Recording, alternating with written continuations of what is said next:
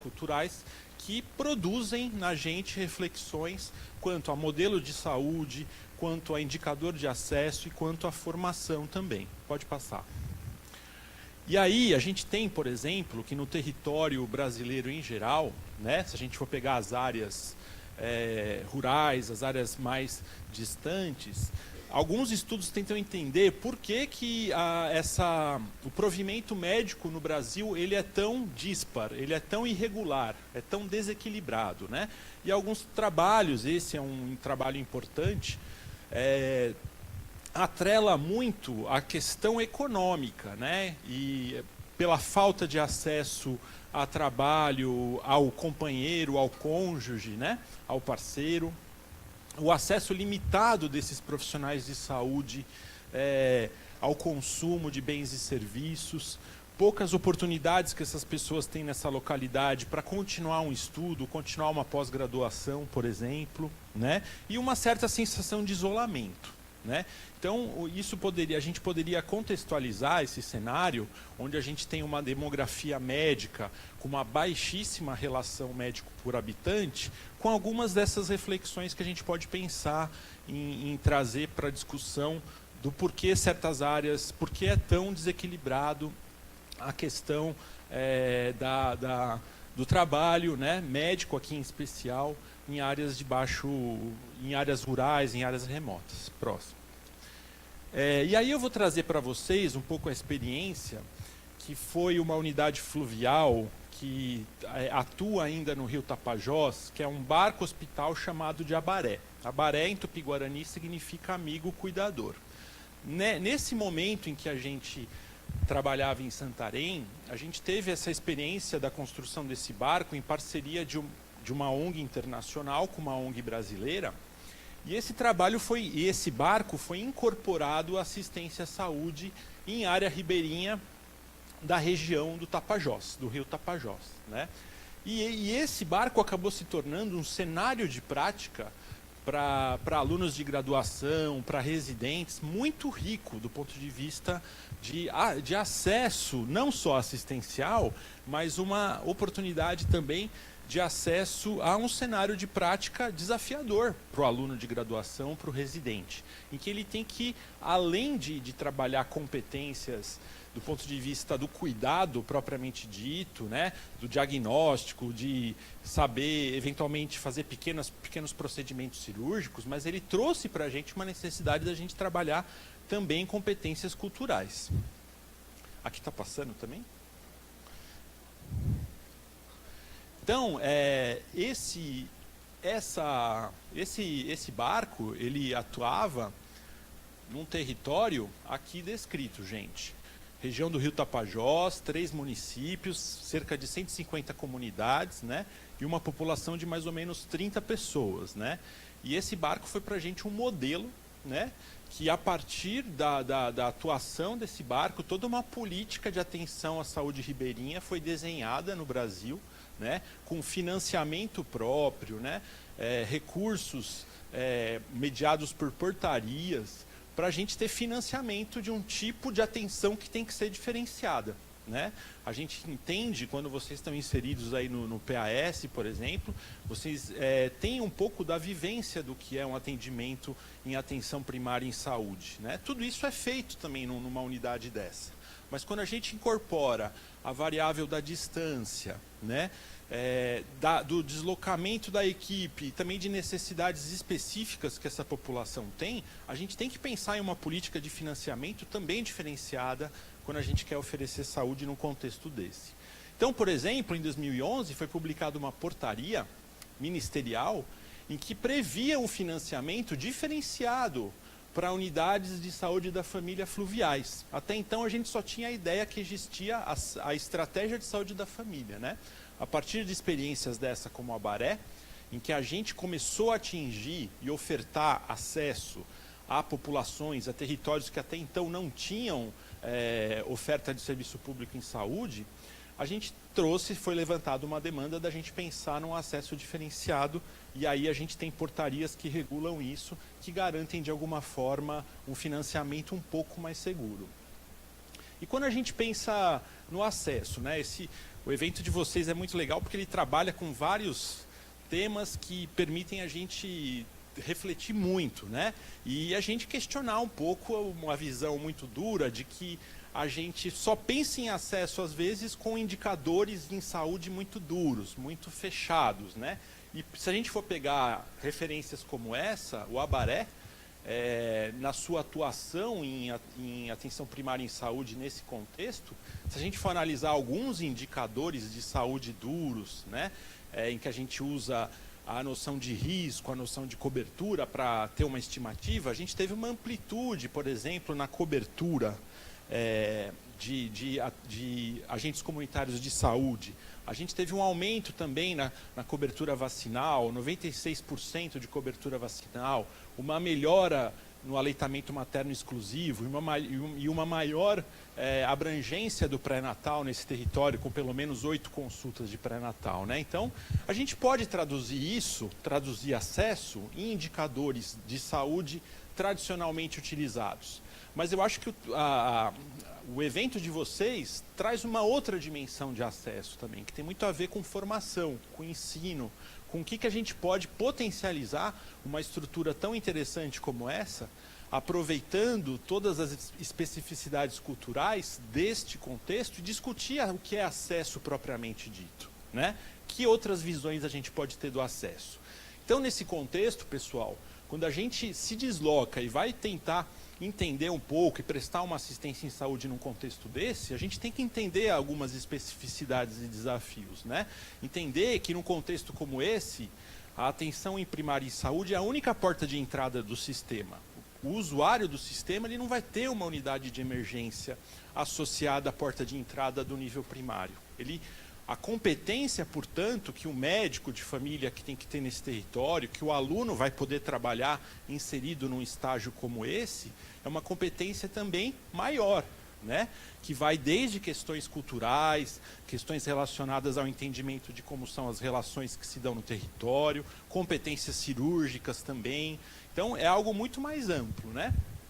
Competências culturais, a gente respeitar um pouco o ciclo da natureza. A gente, em geral, a nossa formação é muito dura e a gente é muito senhor de si, né? A gente pensa o cuidado como uma forma comum a todos os locais que a gente trabalha. Então, se eu vou trabalhar em qualquer local, eu preciso ter equipamento, preciso ter remédio, preciso ter uma equipe de saúde, e às vezes a gente vai se deparar em certas localidades que a gente não vai ter tudo. E será que isso não pode ser interessante para a formação? Será que isso não pode se traduzir em competências que eu não estou conseguindo trabalhar no meu aluno aqui, por exemplo? Então, gente, a APS sendo a única porta de entrada do sistema de saúde, vai fazer com que este médico, esta equipe de saúde, ou este aluno, este residente que vá num contexto desse, trabalhe competências como pequenos procedimentos, né? Trabalhe competências como uma visita domiciliar, entendendo toda a especificidade do território, né? Aonde eu vou encontrar essa minha usuária do sistema, né? Como que eu vou trabalhar isso em loco? Como é que a gente vai atuar em loco esses determinantes? Entender que eu tenho que também trabalhar competências relacionadas a atendimentos de urgência e emergência, né? Então, eu vou ter o contexto lá de o meu SAMU vai ser uma ambulância, não vai ser um SAMU tradicional, e às vezes eu vou precisar usar um equipamento de saúde desse para transferir um paciente num contexto desse, né? E tenho que ter competências também de atendimento de urgência e emergência. Refletir que em territórios ribeirinhos, essas competências culturais que a gente também pode trazer um pouco na dimensão do acesso, é entender qual que é o papel do rio, por exemplo, na vida dessas pessoas, né? Às vezes, quando a gente pensa um sistema de saúde todo territorializado, com uma área de abrangência definida, se eu vou montar uma UBS fluvial, um sistema de saúde, uma estratégia de saúde da família fluvial, onde que é o território de vida dessas pessoas, né? É só a casa, é só a rua, é a igreja ou é o rio, né? É importante eu saber como o rio, qual que é a natureza do rio, é importante eu saber qual é o ciclo de águas do rio, é importante eu saber o que aquela população significa, o rio, o que para aquela população, qual que é a dimensão do território de vida, de prática que o rio tem naquela população. Então o rio pode ser o território de brincadeira, pode ser o território de trabalho, pode ser o território de uma ação em saúde, né? Então eu tenho que tentar entender e me inserir num contexto totalmente diferente do meu, totalmente novo para a gente. E será que isso, e aí já fica uma perguntinha para a gente, quando a gente se desloca da nossa zona de conforto e cai num mundo desse, diferente, com outros símbolos, outras significações, isso é capaz de fazer a gente refletir sobre a nossa prática aqui também, não só lá? Então é para a gente se perguntar isso, e vocês têm que ir pensando sobre isso enquanto eu tento falar essas coisas para vocês. Entender, por exemplo, gente, que o rio tem uma significação muito diferente do ponto de vista do cuidado também. O rio, quando está cheio, o acesso a essa minha população é de um jeito, né? Eu vou precisar encostar o barco mais longe da margem, vou precisar transportar os pacientes e equipe de saúde por meio dessas voadeiras, né? Ou então, quando o rio está aqui o rio está vazio, perdão, quando o rio está cheio, eu muitas vezes não vou conseguir acessar essa população do jeito tradicional, né? Como que eu vou conseguir acessar a população a qual eu tenho que prestar cuidado, respeitando esse ciclo da natureza? É importante a gente pensar sobre isso, né? E pensar também que às vezes o perfil de agravos que eu vou ter nesse meu território é diferente, né? Então aqui eu tenho um paciente que é vítima de acidente botrópico, acidente ofídico, essa foto aqui da esquerda. Aqui tem aquele pontinho aqui embaixo? Acho que não, né? Embaixo, ah, legal.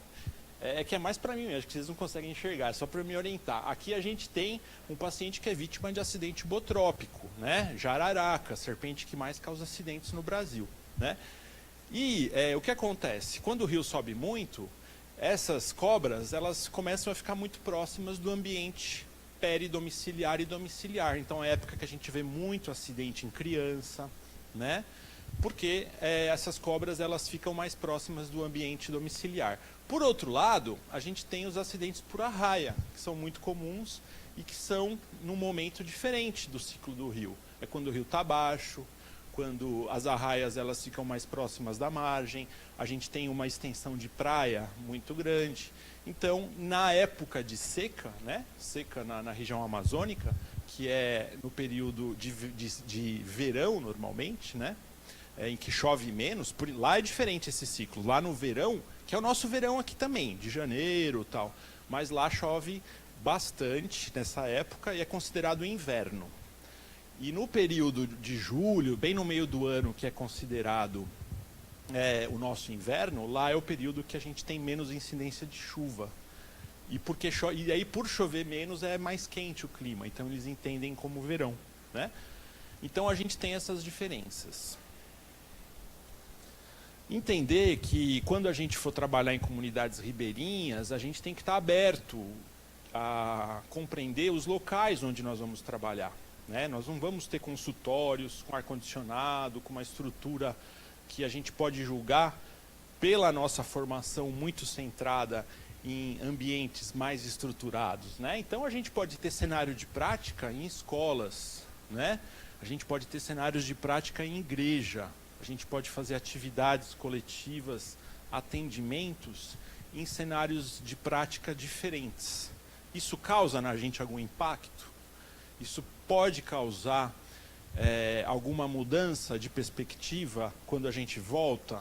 Do que a gente precisa para fazer saúde? Será que é tudo aquilo que os guidelines, os consensos, né, os manuais dos laboratórios fornecem para a gente? Então, isso planta algumas sementes importantes para a gente, né? Então, a gente usa muito a palavra inovação hoje, né? A apropriação da palavra inovação vai muito numa linha de que inovação é o sucesso, a remuneração financeira, Mas inovação é isso aqui, gente. Inovação é criatividade, é a gente utilizar os espaços da melhor forma, né, de maneira criativa e propiciar cenários de saúde para a população, né, pelo meio lúdico, por meio de rodas de conversa, em locais que habitualmente a gente não esperava que fosse acontecer atividades como essa.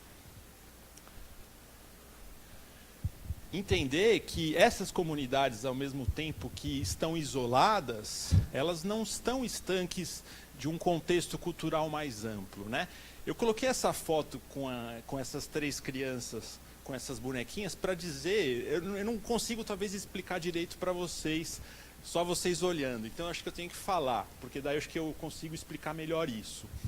Essas pessoas que moram nesses locais, elas não são seres totalmente isolados do mundo hoje, né? Elas interagem com a gente, elas interagem com pessoas, elas vão à cidade, ou seja, a gente também, ao mesmo tempo que tem que ir para locais como esse e se despir, talvez, de uma visão de mundo nossa, mas a gente tem que entender que essas pessoas estão acessando informações, estão entrando nas redes sociais, querem se apropriar também de coisas as quais a gente chama genericamente de progresso, né?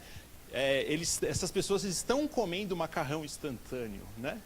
Essas pessoas estão com uma alimentação com alto teor de sódio. A cultura é dinâmica, a cultura se movimenta e a gente não tem que ter uma ideia que a gente vai encontrar pessoas totalmente que estão há um século atrás e que ainda comem com a mão, né? Como uma visão meio deturpada, estereotipada que a gente tem de quem mora em zona rural no Brasil. Né? Então, a ação em saúde em territórios como esse se dá em diferentes espaços. E cabe a gente também se despir e ter flexibilidade de interagir com esses espaços e tentar perceber o quanto isso pode ser importante. Nesse sentido, quando a gente pensa em ações de saúde, como nós estávamos conversando antes da palestra, os nossos currículos médicos são muito fechados, muito direcionados a um modelo que a gente chama de biomédico, que eu tenho que aprender um número de doenças pré-determinado, que eu tenho que fazer diagnóstico e tratar, né, de preferência com o melhor tratamento possível. Né? Então eu não discuto, eu não aprendo eu não tenho no meu currículo acesso a outros conhecimentos que são importantes quando a gente pensa no porquê que uma pessoa, por exemplo, se tornou etilista, né? Ou porquê que aquele indivíduo desenvolveu um quadro de hipertensão, diabetes, obesidade, né?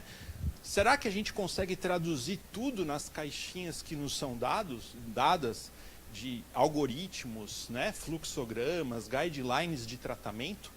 Então, a inserção em cenários como esse permitem a gente entender que os determinantes da saúde estão ali, né?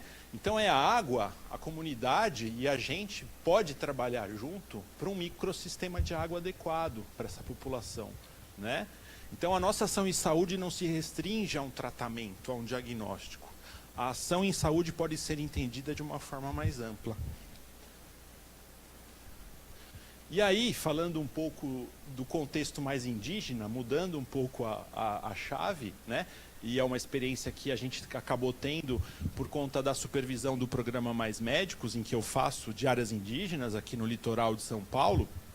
A gente tem também o território indígena, como um território muito rico para a gente trabalhar esses tipos de competências culturais, resiliência, empatia e diversas coisas que a gente vai comentar. Só para a gente contextualizar um pouco como está estruturada a saúde indígena no Brasil hoje, né? A atenção à saúde indígena no Brasil, ela é setorializada no Brasil. A gente tem 34 distritos sanitários especiais indígenas. O que são esses distritos sanitários? São estruturas de organismos, são organismos administrativos que dão conta, né, que contratam profissionais de saúde, equipes de saúde mista, de saúde indígena, que são responsáveis pelo atendimento à população indígena. Né? Esses distritos sanitários especiais indígenas, eles não são ligados às prefeituras municipais ou ao Estado, às secretarias estaduais de saúde. Elas são ligadas diretamente ao Ministério da Saúde, né, por meio da Secretaria Especial de Saúde Indígena. Então, no Brasil, a gente tem 34 distritos sanitários que não respeitam muito a lógica da divisão territorial de Estado, por exemplo, né? A gente tem distrito sanitário, tipo Yanomami, que está lá na ponta, na divisa com a Guiana. A gente tem aqui embaixo o Distrito Litoral Sul, que nós trabalhamos, que pega desde o Espírito Santo até o Rio Grande do Sul, né? Então, esta divisão foi concebida numa tentativa de agrupar etnias indígenas de maior similaridade e também que facilitasse um certo arranjo organizacional de a gente ofertar cuidado. E como que é feito esse cuidado, gente, do ponto de vista operacional? Então, esses distritos sanitários especiais têm uma estrutura que nós chamamos de polo base. Polo base é como se fosse um posto de saúde indígena, mas ele não está localizado em cada aldeia. Ele está localizado, normalmente, em uma cidade próxima de onde a gente tem as aldeias, tá? Então, esse polo base é onde a gente tem lá a equipe, tem a enfermeira, tem o médico, tem o técnico, é onde tem a farmácia, é onde tem os prontuários médicos, é onde a gente pode ter algum insumo laboratorial, né?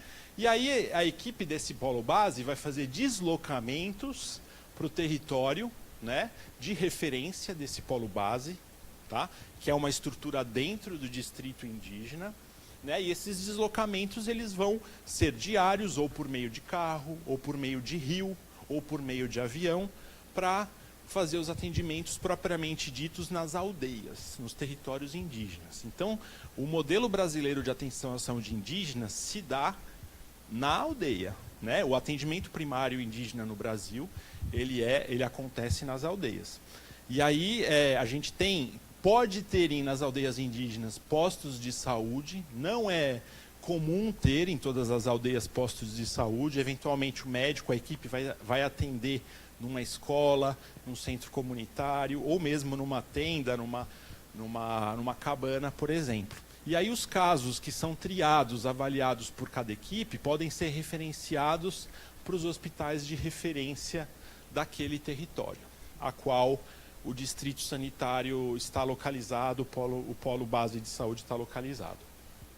A gente tem no Brasil também um atendimento diferenciado para aqueles povos que nós chamamos isolados ou de recente contato, né? Não sei se vocês viram aí recentemente algumas fotos do Sebastião Salgado publicadas, que também depois o Facebook excluiu porque tinha conteúdo de nudez, né? Então a gente tem no Brasil alguns povos indígenas de recente contato que a gente também tem uma atenção diferenciada a esses povos, em que normalmente são feitos planos de contingência para evitar bloqueio, para produzir um bloqueio em saúde, para evitar, por exemplo, transmissão de algumas doenças. Aqui, por exemplo, a gente tem o povo Zoé, né, que é um povo que a aldeia, né, o território de vida desse povo está bem próximo de Santarém, onde a gente trabalhou por lá. Então, aqui na nossa região, pessoal, eu vou contar um pouco para vocês a experiência que a gente teve com o povo Guarani, né, em que a gente teve mais experiência de contato por meio da supervisão. O povo Guarani é um povo que vive em toda a extensão do nosso litoral, do litoral sul principalmente, do Espírito Santo ao Rio Grande do Sul, né? É um povo hoje que tem, segundo o último indicador de 2012, porque teve uma mudança, né? A partir do momento que agora a raça é autodeclarada, a gente teve um aumento importante na população indígena brasileira. A gente tem cerca de 21 mil guaranis no Brasil e estão dispersos na Argentina, no Paraguai e em muitos estados do Brasil.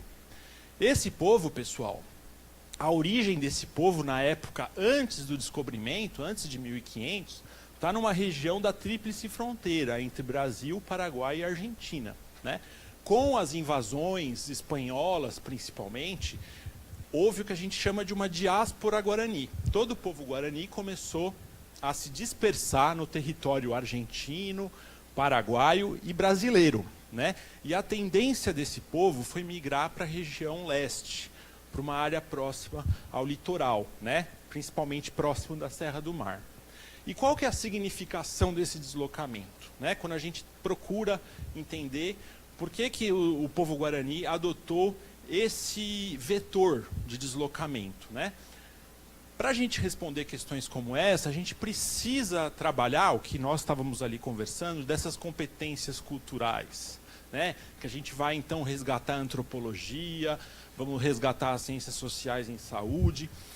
E o dado que a gente tem com os estudos com esse povo é que, do ponto de vista cosmológico, o céu, né, o paraíso, na eternidade para esse povo fica numa localização que fica além do mar.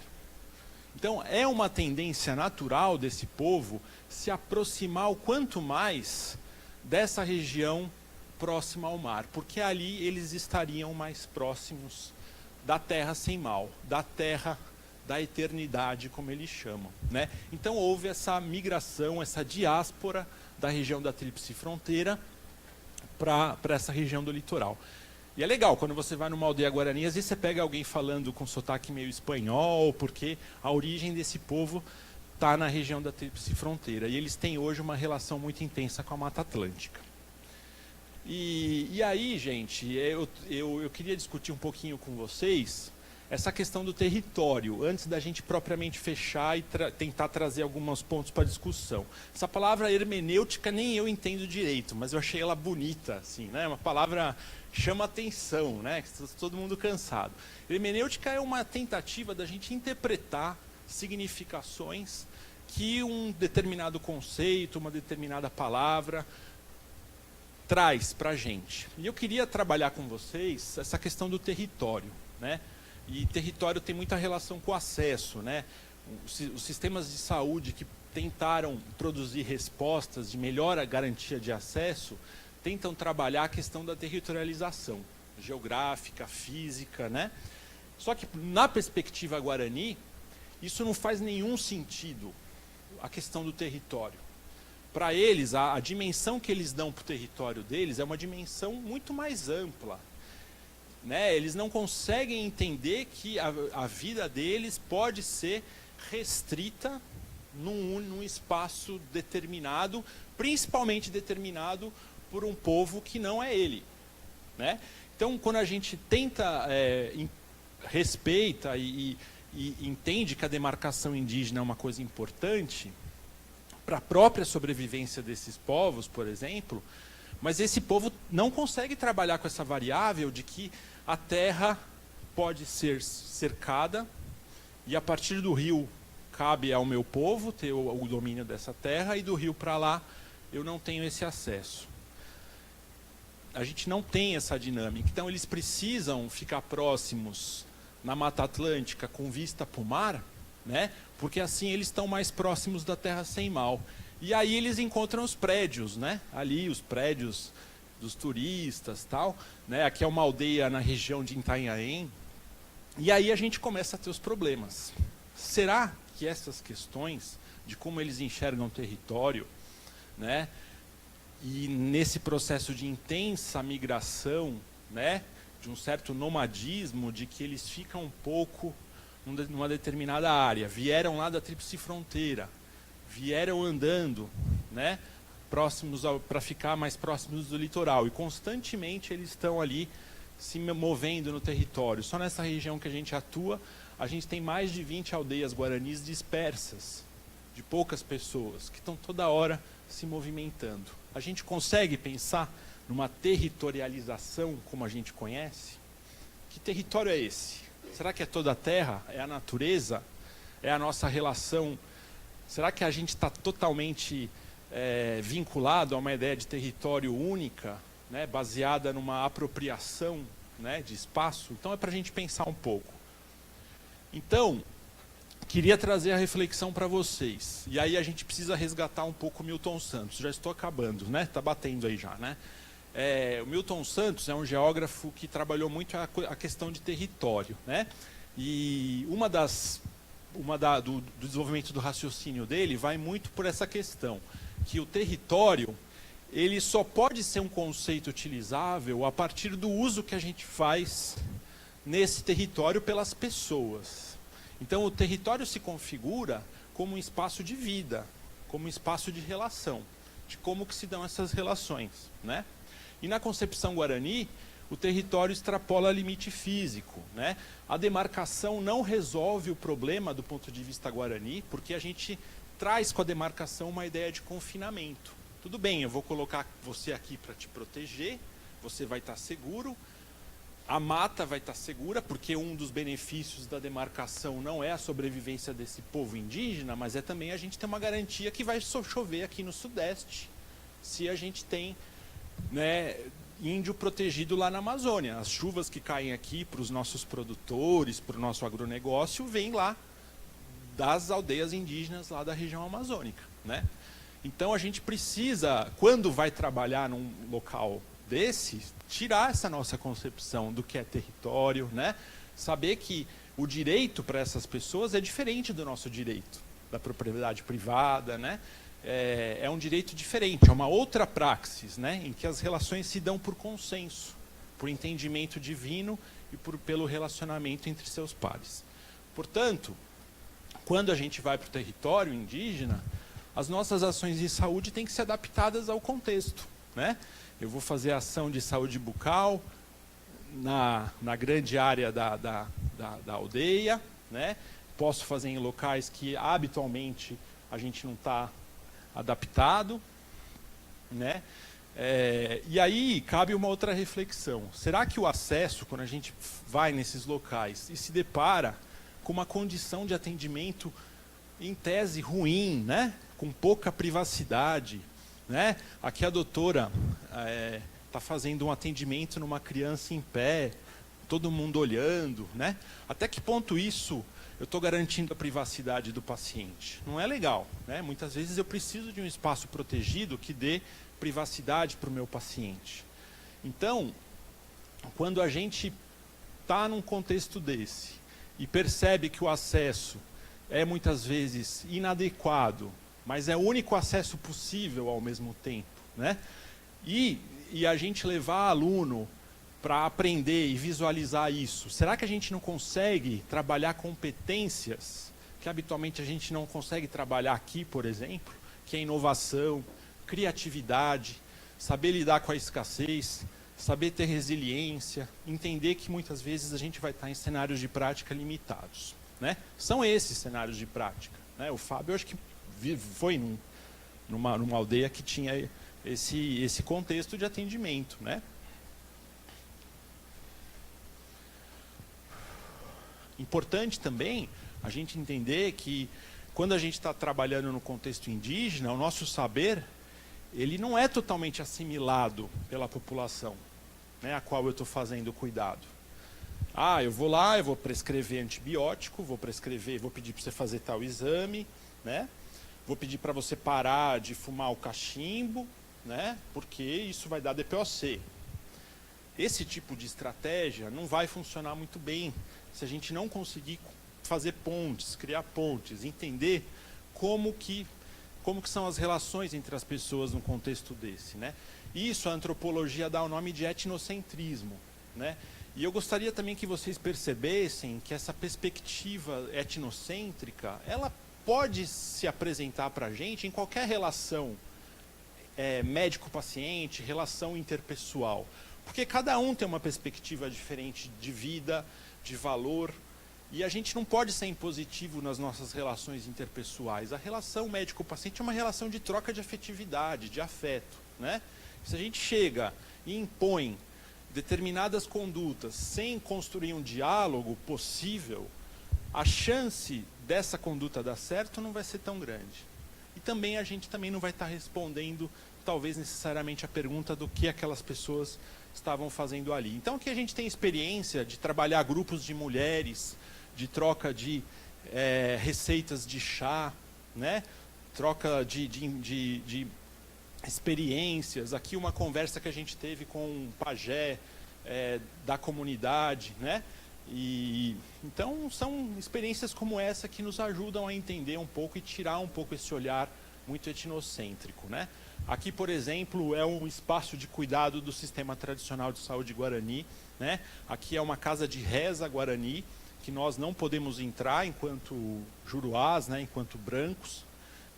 só as pessoas doentes, né, e que procuram a cura espiritual podem procurar, né?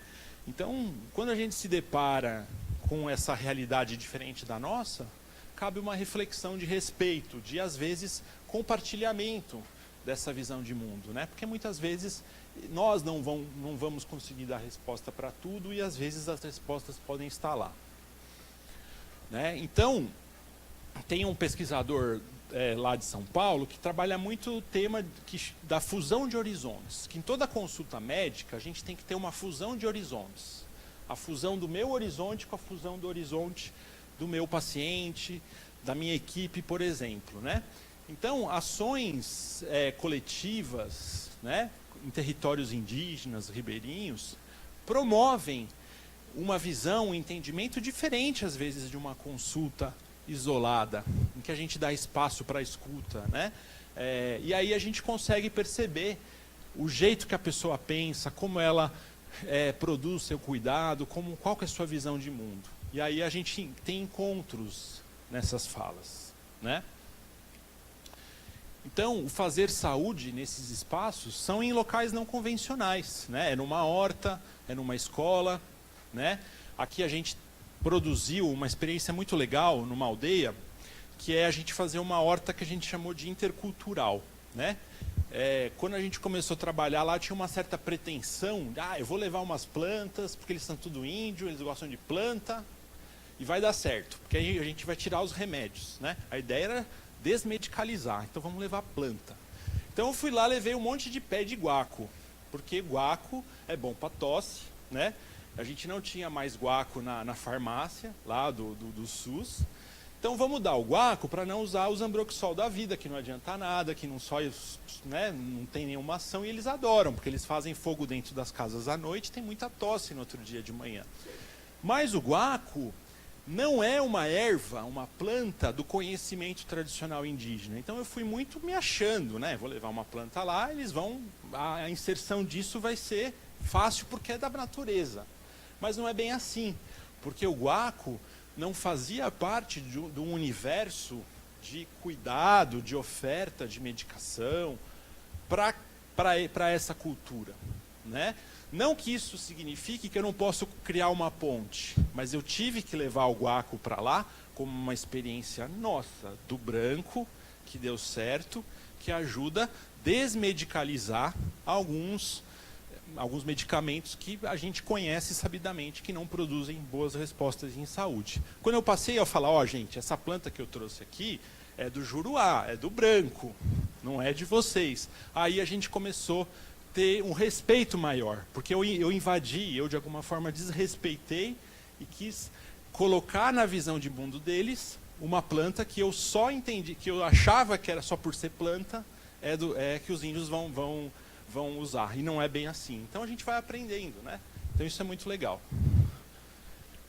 Só para a gente finalizar, então a gente pode ver acesso de diferentes formas, né? Aqui é um dado duro que mostra que no Brasil a gente teve uma amplitude, uma melhora no acesso, né? Aqui, por exemplo, a gente pode quantificar isso em consulta médica, né? A gente vê em vários estratos etários, aí, comparativamente a 98 até 2013, um aumento na oferta de consultas médicas. Podemos mensurar acesso assim, né? Não tem problema. Mas também, quando a gente vai para contextos como esse, é importante a gente tentar entender que acesso vai muito do entendimento de quais são as vulnerabilidades daquela população a qual eu quero produzir uma oferta de cuidado, né? Então, isso é importante para a gente tirar a nossa capa de uma postura hegemônica, de achar que a melhor forma de eu cuidar, de eu tratar uma tosse é dando xarope, ou tratar uma dor de cabeça ou uma depressão é dar antidepressivo, né? Então, todos esses elementos biológicos, sociais, e o tempo e a intensidade do contato entre a população indígena e nós é muito importante, né? E aí, para a gente tentar fechar, eu queria levar para vocês, para a discussão, né, essa questão do acesso, né? O que vocês entendem por acesso, né? O acesso ao outro, por exemplo, né? Fusão de horizontes. A gente consegue respostas no ato em saúde, no ato de uma consulta, por exemplo.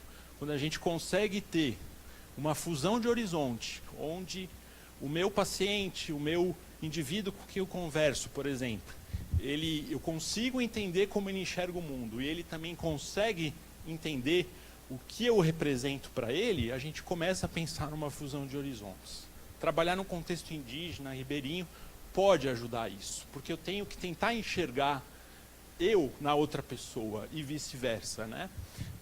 E a gente entender que nós somos diferentes, né? Eu vi que o simpósio traz muito esse tema da diferença. Isso é muito legal, porque as diferenças elas têm que ser respeitadas e valorizadas, mas a gente não pode transformar diferença em desigualdade, que é um outro problema. Então fica a questão para a gente pensar. Será que o deslocamento de vocês, quer seja na graduação ou na residência, para espaços de prática em saúde não triviais, aumenta a percepção das diferenças entre nós? A gente perceber que nós somos sim diferentes?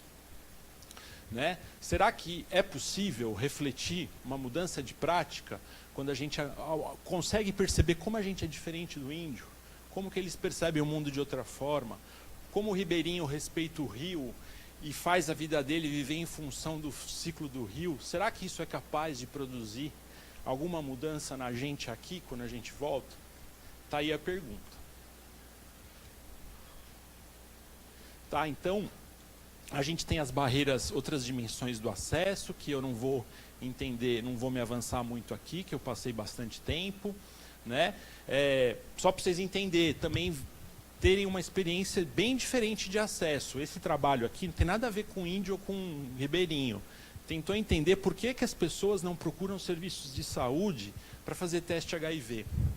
Né? Então, não é porque tem pouco posto de saúde. Hoje, muitas, por exemplo, Campinas, onde eu trabalho, toda a unidade básica de saúde de Campinas tem um teste rápido. Acho que aqui em Sorocaba provavelmente também já. Né? E não é isso que faz as pessoas terem mais oferta e fazerem mais teste rápido de HIV. Nesse trabalho mostrou que o medo de discriminação, né, se o resultado for positivo, foi a principal barreira de acesso.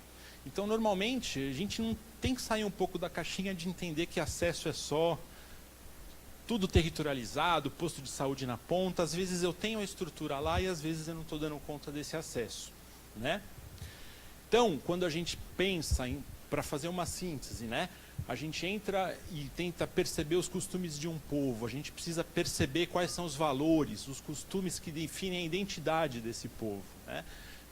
E entender que a gente precisa respeitar a diferença, mas tem que tomar muito cuidado para essa diferença não virar desigualdade. Né? Porque a desigualdade, ela produz estigma. E estigma são atribuições estereotipadas que transformam essas diferenças em desigualdades. Então esse é o desafio, a gente perceber, reconhecer diferença, mas tomar muito cuidado para que essas diferenças não se transformem em desigualdade. Então, percebendo as diferenças entre nós, entre todos nós, que nós reconhecemos no outro, né, a gente pode ressignificar nossa prática em saúde? Outra pergunta aí que eu deixo para vocês. Tá? Bom, isso vai ser muito importante porque vai produzir uma reflexão em cima do que é êxito técnico e do que é sucesso prático. Né? E a gente precisa não perder esse ponto de vista, que o importante é ter um sucesso prático na nossa conduta, muito mais do que só o êxito técnico. Né?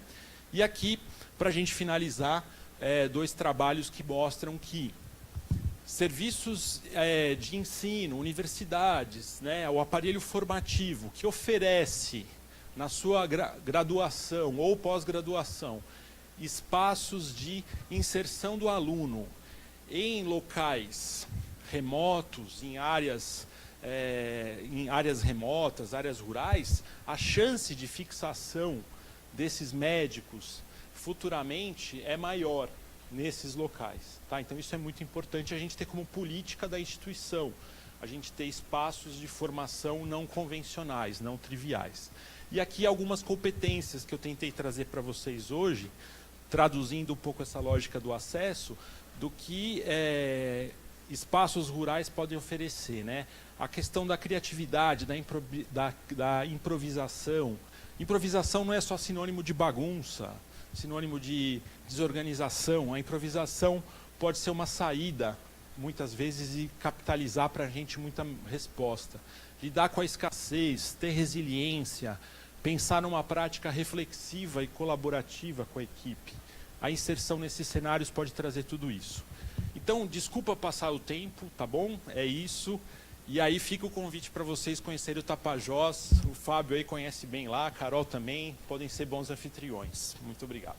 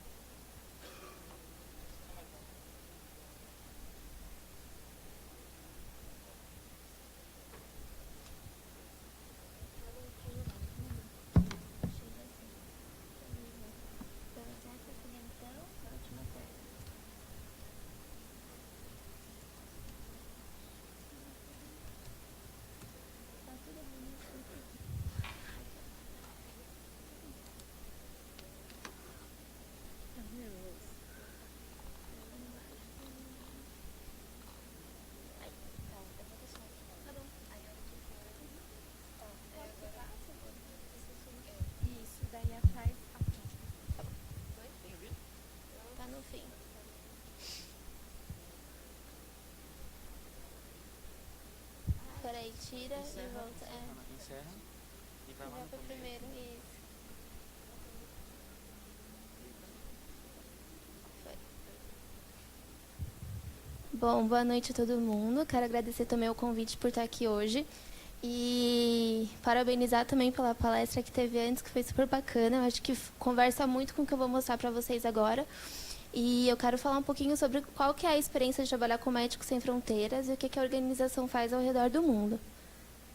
Então, Médicos Sem Fronteiras é uma organização internacional de ajuda médica humanitária a pessoas afetadas tanto por conflitos armados, tanto por desastres naturais, epidemias, desnutrição e exclusão de acesso aos serviços de saúde de forma geral. A gente também atua muito com relação a oferecer saneamento básico, abrigo, água para populações que não têm, mas, prioritariamente, o atendimento de Médicos Sem Fronteiras é, sim, voltado para assistência à saúde. Então, o MSF foi criado na França, no ano de 1971. Foi criado após a Guerra da Nigéria, que aconteceu nos anos de 60. Então, na época, o que as pessoas perceberam? Vários médicos e jornalistas foram ajudar no conflito. E eles se deram conta que haviam duas necessidades. Uma de ajuda médica e a outra de ajuda no sentido de informar a população ao redor do mundo sobre o que acontecia. O que acontecia com esse povo que era negligenciado diante dos conflitos. E aí, em 1971, o MSF foi criado pensando nesses dois aspectos que eu falei para vocês, e principalmente na necessidade de comunicar, de falar para a imprensa o que acontece. MSF, em 1999, ganhou o Prêmio Nobel da Paz, e foi um prêmio exatamente pela função de ajuda humanitária ao redor do mundo, e parabenizando todos os profissionais que estavam envolvidos nas atividades. E foi no mesmo ano que a gente começou a campanha de acesso a medicamentos. Então, desde essa época, a MSF tem uma campanha enorme ao redor do mundo, pensando principalmente na questão do valor que o medicamento custa para a gente que atua no campo. Então, muitas vezes, a gente tem um profissional, a gente tem um espaço, só que a gente não tem um recurso, por ser muito caro. E mais para frente, eu vou dar um exemplo bem real para vocês de como isso fez muita diferença. Então, atualmente, a MSF atua em 70 países ao redor do mundo, totalizando 468 projetos. Se vocês olharem e prestarem bem atenção na imagem, a maior parte dos projetos de MSF está localizado na África, no Oriente Médio e na Ásia, que são as regiões que, infelizmente, ainda são as mais negligenciadas e são os países em subdesenvolvimento. Atualmente, nós temos 36 escritórios ao redor do mundo e 38 mil profissionais. Esse número de profissionais engloba tanto profissionais que atuam nos escritórios, quanto expatriados, que são pessoas que saem do seu país de origem para trabalhar em outros países, como staff nacional. Então, quando a gente vai para um país trabalhar, eu vou dar o meu exemplo e vou contar a minha história para vocês, que foi no Afeganistão. Lá eu tinha uma equipe muito grande, a gente tinha 80 parteiras locais. Então, a maior parte da equipe realmente são de pessoas contratadas lá na região que a gente atua. Um pouquinho da MSF no Brasil, que todo mundo me pergunta, mas a MSF não tem projeto, a MSF nunca trabalhou no Brasil, e a gente tem uma história bem longa aqui. Então, em 91, a MSF trabalhou na região da Amazônia, principalmente num projeto de cólera e um projeto de ação preventiva para a população indígena. Esse projeto durou até o ano de 2002, que foi quando a MSF fez um handover para o Ministério da Saúde, e eles deram continuidade no atendimento. E aí, em 95, foi quando a MSF atuou tanto no Vigário Geral, quanto com a população do Rio, com moradores de rua, e terminando essa atuação no ano de 98. E aí, em 2006, a gente se deu conta que o Brasil era um local que precisava ter um escritório, para a gente poder recrutar profissionais, a gente cuidar da área administrativa e também ajudar financeiramente Médicos Sem Fronteiras no Brasil e no mundo inteiro. Em 2007, foi construída a Bramu. A Bramu é a unidade médica brasileira, que ela oferece principalmente apoio técnico, tanto para os projetos, quanto para o país inteiro. Então, a gente tem parceria com várias organizações, por exemplo, a Fiocruz. Então, a gente prioriza treinamentos técnicos e a gente pesquisa muito sobre doenças tropicais negligenciadas, principalmente a dengue e a doença de Chagas. Como atuamos? Então, eu vou mostrar para vocês um pouquinho de quais são os nossos princípios e um pouco também dos contextos que a MSF atua. Então, basicamente, tudo que a gente faz depende de uma carta de princípios que tem esses 3 aspectos super importantes, e um se conecta com o outro de certa forma.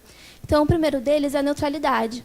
Então, a gente não toma partido diante de um conflito. Então, muitas vezes a gente está num país que tem um conflito entre 2 ou mais grupos étnicos e a MSF nunca escolhe um lado do conflito. A MSF sempre atua de forma neutra. E quando a gente abre um projeto, inclusive, a gente sempre pensa na localização, na região que vai estar localizado aquele serviço de saúde.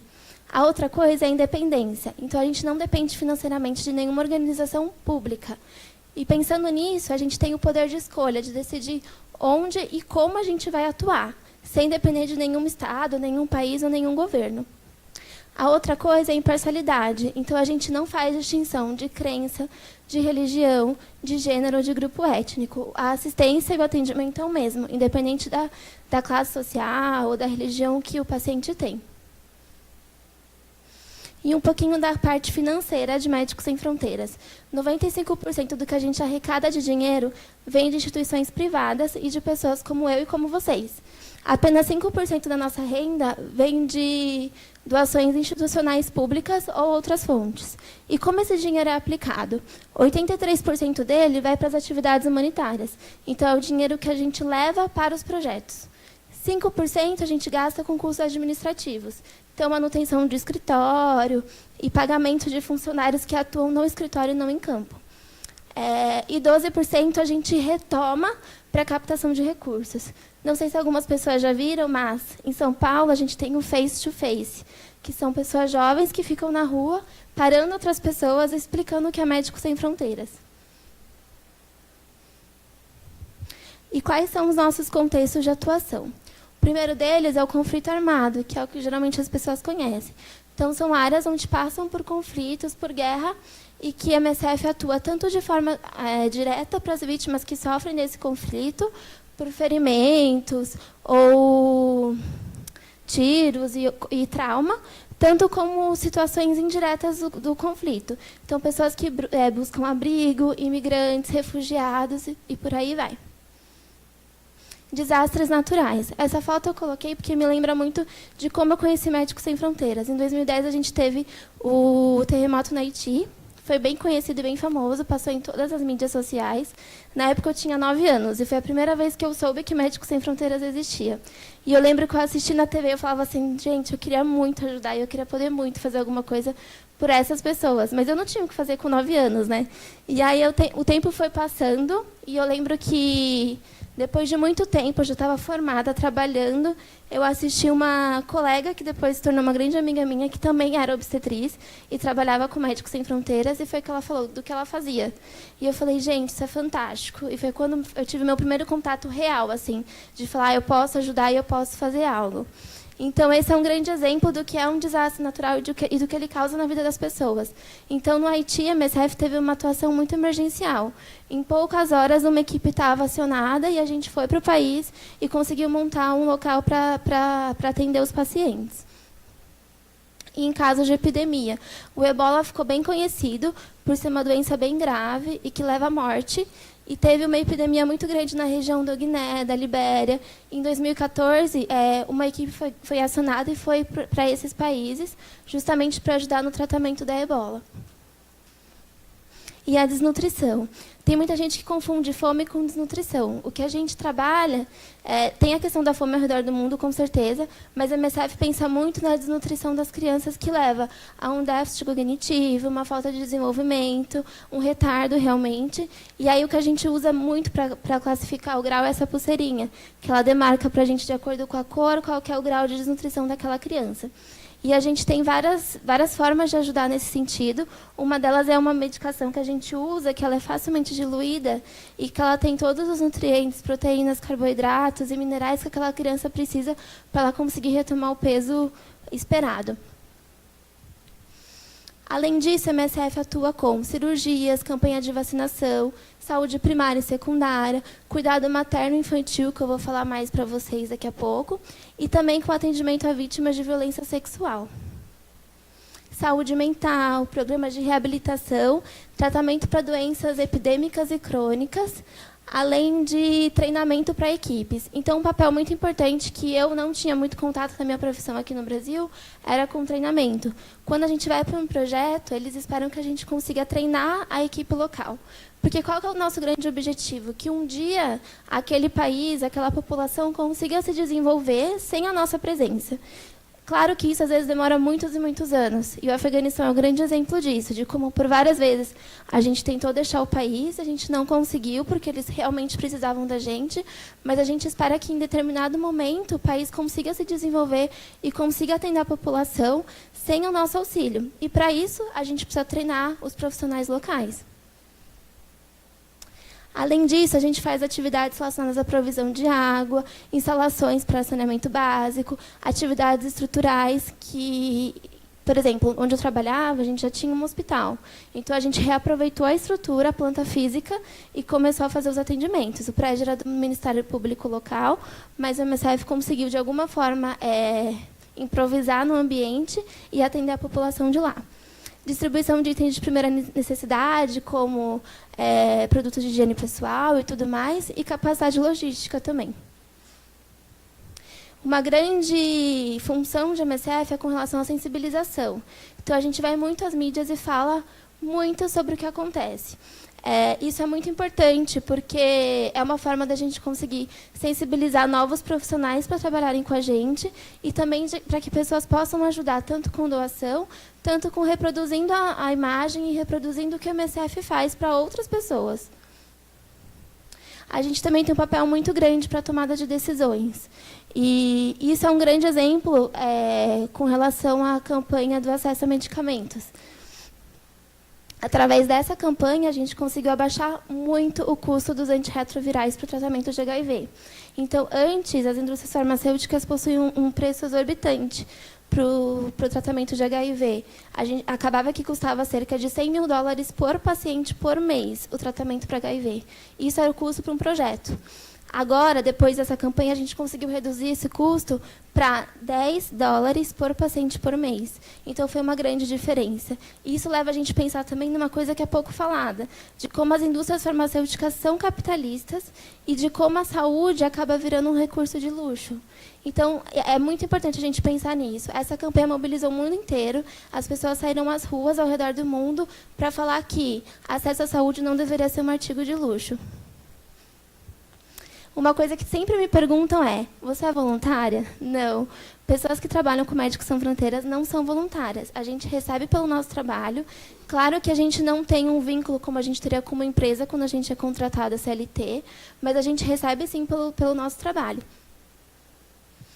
E aqui é um exemplo de quais os tipos de profissionais que o MSF recruta. Essa é uma parte dele. Mas, apesar do nome da instituição ser Médicos Sem Fronteiras, não trabalham só médicos. A gente tem psicólogas, fisioterapeutas, a gente tem pessoas de logística, engenheiros. A gente precisa de muita gente para conseguir construir um projeto, construir um atendimento para as populações locais. O que a MSF no Brasil faz? A gente, além de recrutar profissionais, a gente também cuida da comunicação, a gente faz captação de recursos através do face-to-face e através das mídias sociais também. A gente tem a Unidade Médica Brasileira, que é a Abramu, e a administrativo. Então, a MSF também ajuda financeiramente os projetos. Ele repassa a parte da arrecadação financeira para o trabalho humanitário em terreno. Como podemos ajudar? A gente pode se tornar um doador. Como eu falei para vocês, 95% da nossa renda vem de pessoas privadas ou instituições privadas, assim como vocês. Mais de 6 milhões de doadores a gente tem pelo mundo, sendo que no Brasil nós temos 405 mil doadores. A gente também pode ajudar espalhando a mensagem, contando para as pessoas um pouquinho o que Médicos Sem Fronteiras faz. E aí eu vou contar para vocês um pouco da minha história. Eu trabalhei 6 meses num projeto no Afeganistão que chama Ahmad Shababa. Essa era a vista de cima, bem bonita. E no meio dessas montanhas a gente via muitas coisas, também bonitas, mas a gente também via algumas coisas tristes. Um pouco dos dados. Médicos Sem Fronteiras trabalha no Afeganistão desde a década de 80, há muitos anos. Então, em 2004, a gente decidiu fechar o projeto por questão de segurança. A gente teve algumas mortes no Afeganistão nessa época, foi um período bem difícil, e por isso todos os projetos de MSF foram fechados. Até que, em 2009, a gente decidiu retomar. E o primeiro projeto que foi retomado em 2009 foi o projeto que eu trabalhei. Depois disso, a gente viu que o Afeganistão inteiro tinha necessidade da nossa atuação e da nossa presença. Foi aí que a MSF reabriu todos os outros projetos. Atualmente, nós temos 4 e temos um 5º que está em processo de avaliação, que é o projeto de Kunduz. Não sei se vocês se lembram, mas há mais ou menos 3 ou 4 anos atrás, Kunduz, que era um hospital de trauma, ele foi bombardeado. E foi bombardeado por um avião norte-americano. Então, desde então, esse projeto foi fechado e agora a gente está num processo de avaliação do campo, avaliação do terreno, para decidir se a MSF vai reabrir ou não o projeto e em qual lugar em Kunduz. Um pouco de Ahmad Shababa, que é bem engraçado se a gente for comparar com o Brasil. Apenas 16% das mulheres grávidas tinham acesso ao pré-natal com pelo menos 4 consultas. Ou seja, a grande maioria das mulheres não faziam pré-natal. Outra coisa interessante é a gente pensar que 71% das mulheres não retomavam para as consultas de pós-parto. Então, elas não tinham nenhum acompanhamento puerperal depois que os bebês delas nasciam. E 2/3 dos partos ocorriam sem auxílio de profissional capacitado. Lá tinha uma existência bem grande de atendimento em casa, então algumas mulheres pariam em casa, algumas tinham parteiras tradicionais que atendiam elas, outras não. E em vários momentos a gente recebia mulheres que vinham com seus bebês nos braços porque elas tinham parido em casa, sem nenhum tipo de atendimento.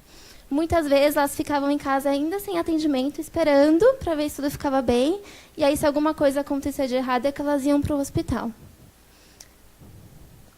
Além disso, todos os partos assistidos na instalação de MSF, um quarto foi no Afeganistão. Então, se a gente for pensar no mundo inteiro, em todos os projetos que a MSF atua, e no total de partos que a MSF atende ao redor do mundo, um quarto deles acontece no Afeganistão. Ou seja, é um local onde tem muita demanda de assistência materno-infantil. Em 2016, 66.499 bebês nasceram nas instalações de MSF só no Afeganistão. A mortalidade materna no Afeganistão, de acordo com os dados da Organização Mundial de Saúde de 2013, era de 396 mil para 100 mil nascidos vivos. Se a gente for comparar com o Brasil na mesma época, a diferença é enorme. No Brasil, 69 mulheres morriam a cada 100 mil nascidos vivos. Então, a taxa de mortalidade materna é muito alta. E já foi muito maior do que isso. Antigamente, esse número era em torno de 1.200. Quais são as principais dificuldades? O que levava a todos esses dados que eu mostrei para vocês? Tinham várias questões muito importantes. A primeira delas é a questão das zonas. Então, muitas das mulheres ainda moravam em zonas rurais e muito distante do atendimento de saúde. Então, por isso, elas demoravam muito tempo para achar um local onde elas pudessem ser atendidas. A estrada não era das melhores, tinha muita estrada de chão, então isso dificultava ainda mais. Um outro aspecto importante é a falta de conhecimento. Então, infelizmente, parto e sexualidade era um tabu na cultura. Então, as mulheres não sabiam muito o que esperar, qual que era o momento ideal de ir para a maternidade, estou grávida, o que eu tenho que fazer agora. A outra coisa é a questão cultural. Então, devido à religião muçulmana, que era majoritariamente muçulmana no Afeganistão, elas têm muito essa coisa da presença de mulheres cuidando de mulheres. Então, mesmo no hospital, a gente tinha alas separadas. A gente tinha uma ala voltada para atendimento de homens e outra ala voltada para atendimento de mulheres. Elas não se misturavam. E, assim, as mulheres só poderiam ser atendidas por profissionais mulheres. E isso, para o parto, era ainda mais gritante. Então, elas não admitiam que um homem atendesse o parto delas. E isso é muito, muito complicado. Se a gente for pensar que o Afeganistão viveu um regime talibã por muitos anos, e, por conta disso, as mulheres não tiveram grande acesso à educação. Então, sim, falta muita mão de obra do sexo feminino. A gente tem poucas parteiras mulheres, poucas médicas obstetras mulheres na região. E aí é um pouquinho da vista, principalmente da capital. Dá para a gente ver que é uma região bem montanhosa, bastante poluída e muito, muito, muito seca. Essa é uma das zonas rurais que tinham no Afeganistão, em Cabul, que é a capital. Aqui era um caminho que a gente fazia para fazer a clínica móvel, que eu vou mostrar depois a foto para vocês. Então, no hospital que eu trabalhei, era um hospital bem grande. A gente tinha tanto serviço de trauma, sala de emergência, centro cirúrgico, alojamento conjunto para depois do parto. Também a gente tinha ambulatório, que fazia os atendimentos a nível ambulatorial e a nível primário de saúde. E a gente também tinha uma clínica móvel. Esse daqui são os tanques que eram da época da guerra. Então, tem uma região de Cabul que eles chamam de Panjshir Valley, que é uma região bem bonita. E aí era lá que os tanques da guerra ficavam guardados, as pessoas poderiam visitar e conhecer um pouco da história. E esse era o calendário, então, para vocês entenderem um pouco da questão cultural. Quando eu cheguei lá, foi um grande susto, porque todos os livros começavam de trás para frente, todo mundo escrevia de fora para dentro, os fins de semana não eram de sábado e domingo, era de quinta e sexta-feira, e o calendário era assim. E o ano não era 2017 para eles, era um ano bem diferente. Se eu não me engano, na época que eu estava, era 1560. Então, isso era muito difícil quando a gente tinha que calcular a idade gestacional de uma paciente, por exemplo. Porque ela falava para a gente a data da última menstruação e eu precisava de alguém para me ajudar a entender que dia que era no meu calendário. E, às vezes, elas vinham com ultrassom também, com a data totalmente diferente do que a gente estava acostumada, e para fazer a conta era super complicado. Se vocês prestarem atenção, o calendário ele não segue a ordem que a gente segue, da esquerda para a direita, ele vem de lá para cá. Essa é uma foto também da região do Panjshir Valley, então era bem bonito. Quando eu cheguei lá, eu falei, nossa, nem parece que eu estou no Afeganistão. É bem, bem lindo mesmo. E essa é a nossa clínica móvel que eu falei para vocês. Então, a gente tinha essa tenda enorme, que sempre ficava lá, e todas as terças-feiras a gente ia fazer uma campanha de vacinação. Então, as enfermeiras se juntavam e elas iam de carro até esse local, levavam as vacinas, a gente improvisava um cooler para poder transportar e fazia o atendimento para os bebês.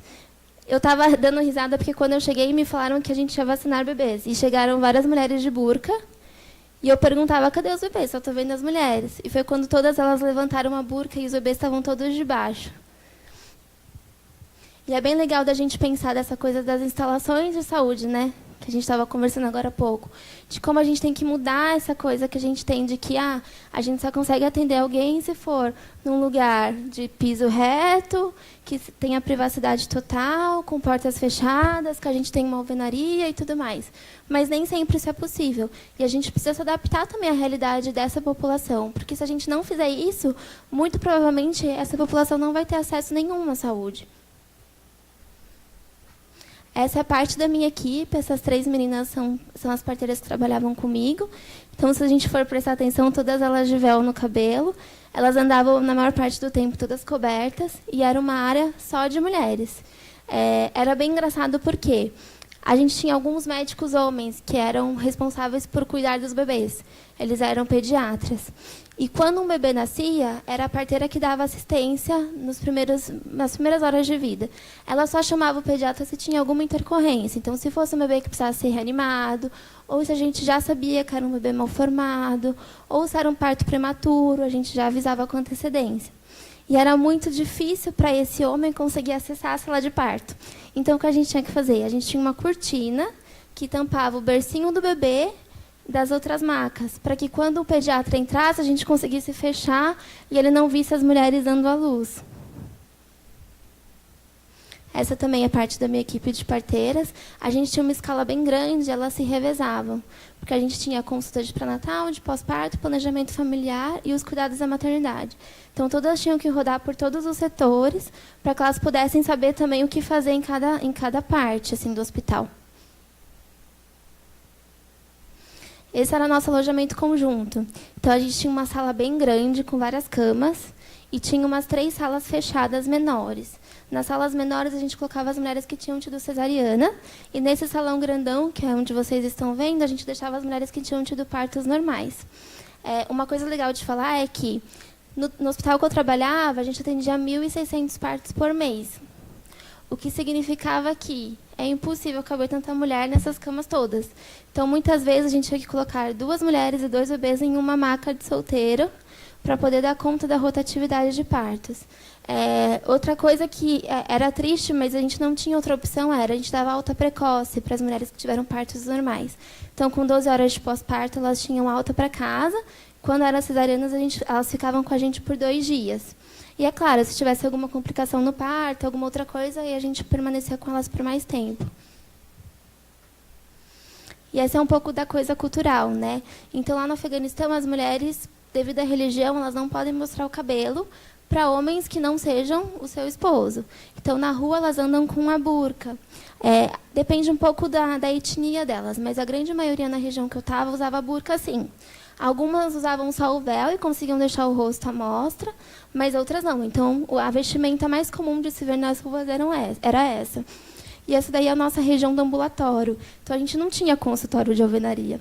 A gente tinha containers, e cada container era uma parte de atendimento. Então, eram 2 containers para pré-natal, um para pós-parto e um para saúde sexual e reprodutiva. E pensando na cultura também, elas faziam muito rena na mão. Essa era a minha mão, e foi uma paciente que desenhou para mim. Elas desenhavam principalmente quando tinha um noivado, um casamento. Então, elas faziam esses desenhos todos lindos e elas adoravam fazer nos 2 braços, na perna e tudo mais. Para o parto, elas costumavam pintar a palma das mãos inteira e a sola dos pés. Não tinha um desenho específico, era só a rena. E elas diziam assim que era para embelezá-las, porque se no parto elas morressem, elas precisavam estar bonitas para poderem ir para o céu. Então, é uma coisa bem forte, cultural, assim, né? Elas costumavam fazer isso também no olhinho dos bebês, que era uma coisa bem difícil para a gente, principalmente para mim, que era de fora, não era afegã e não conseguia entender. Porque assim que o bebê nascia, elas colocavam a rena na linha d'água, assim, do olho do bebê. E a gente ficava, nossa, coitado, que dó. Mas era uma coisa cultural, era uma coisa delas. A gente só tinha que orientar, porque alguns bebês tinham reação alérgica. Então, quando isso acontecia, a gente tentava pedir e conversar com elas para esperar um pouquinho mais para poder aplicar a rena. Mas a gente tinha que respeitar, é uma diferença, era uma coisa que elas acreditavam. Elas diziam que quando elas faziam isso protegia os bebês, digamos assim, o que seria um mal olhado para a gente, sabe? Das pessoas olharem para o bebê e ter algum sentimento de inveja. E essa é uma foto que a gente tirou lá no cuidado do pediátrico. Então, a gente tinha as macas e os bebês que ficavam lá de 0 a 3 anos. E elas costumavam fazer isso, elas levavam esse paninho, prendia na grade da maca, fazia uma redinha para o bebê, e era lá que ele dormia. E esses são alguns dos bebês que me visitaram enquanto eu estava no ambulatório. Essa foto de cá foi durante o atendimento de saúde sexual e reprodutiva, e o de cá durante um atendimento de pós-parto. A mãe desse bebê disse que se lembrava de mim. Ela falou, eu não parei com você, mas eu te vi na maternidade no dia que eu estava em trabalho de parto. E é bem legal elas olharem e lembrarem mesmo. A paciente que pintou minha mão, depois de uma semana, ela me viu e ela não sabia a minha língua, claro, e eu também não sabia o idioma dela, mas ela lembrou do meu nome, ela gritou, Thalita, e me olhou e fez assim, sabe? Então, elas são muito gratas mesmo, a tudo que a gente faz por elas. Por mais que pareça pouco e pequeno aos nossos olhos, faz muita diferença na vida delas. E esses são os gêmeos que nasceram com a gente. Uma coisa legal de falar é que lá tinha muito parto gemelar. Quádruplos, quíntuplos, isso acontecia todos os dias.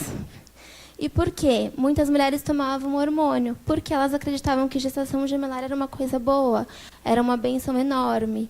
E elas não tinham noção do risco que é uma gravidez gemelar. Não é uma gestação de baixo risco você engravidar de gêmeos. Quem dirá de quádruplos ou quíntuplos. Então, isso era bem, bem, bem comum. E elas gostavam de ter meninos, tanto elas quanto a família do marido. Então, muitas vezes, elas engravidavam, porque elas esperavam ter um filho homem.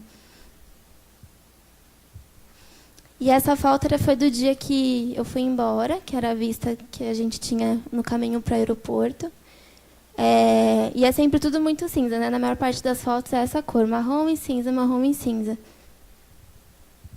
E eu quero agradecer muito a vocês. Eu tinha um videozinho para mostrar, vamos ver se ele carrega.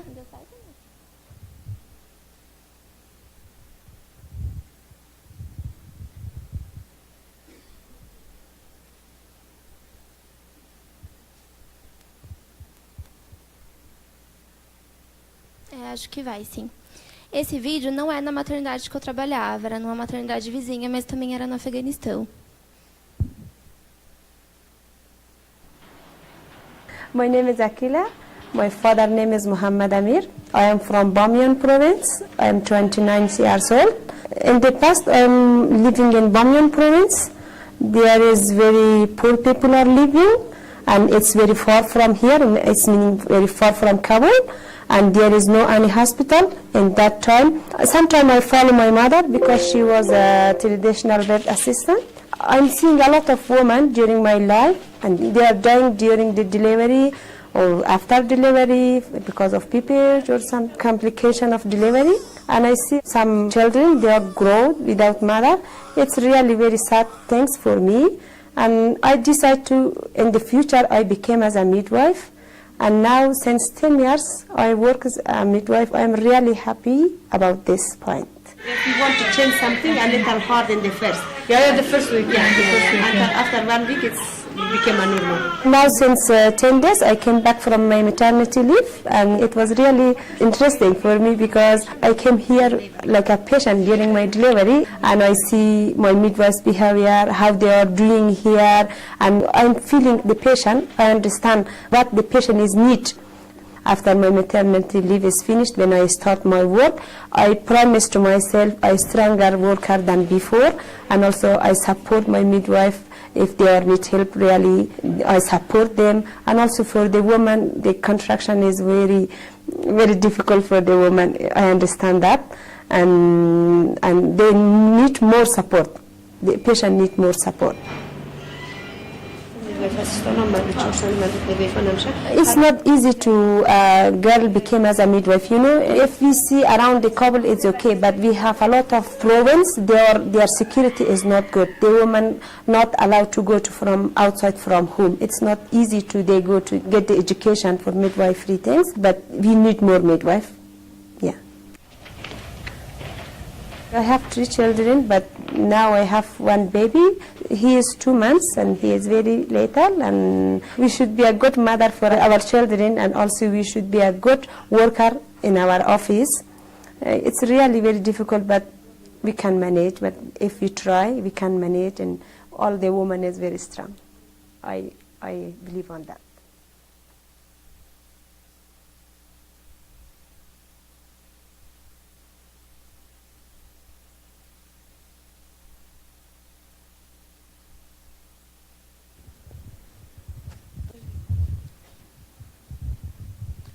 Bom, a gente vai começar agora uma mesa redonda. A gente sabe que a gente está com o horário apertado, então a gente vai tentar apressar um pouquinho.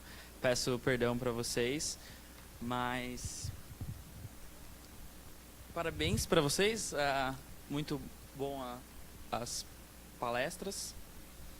Eu queria começar a conversar com vocês sobre a gente, como estudante de medicina ou qualquer outra área da saúde, a gente sempre começa a faculdade, assim, pensando, nossa, eu vou ajudar todo mundo, eu vou para todos os lugares, eu vou viajar, eu vou fazer parte de todas as instituições de ajuda.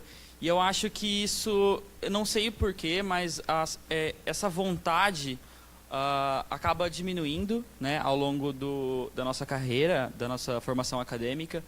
E eu queria perguntar para vocês, o que vocês acham que acontece na formação acadêmica profissional das pessoas, que essa vontade dessa busca ativa diminui, e como vocês começaram, quais as motivações e os meios que vocês utilizaram para chegar onde vocês estão hoje, para ajudar quem vocês ajudam hoje?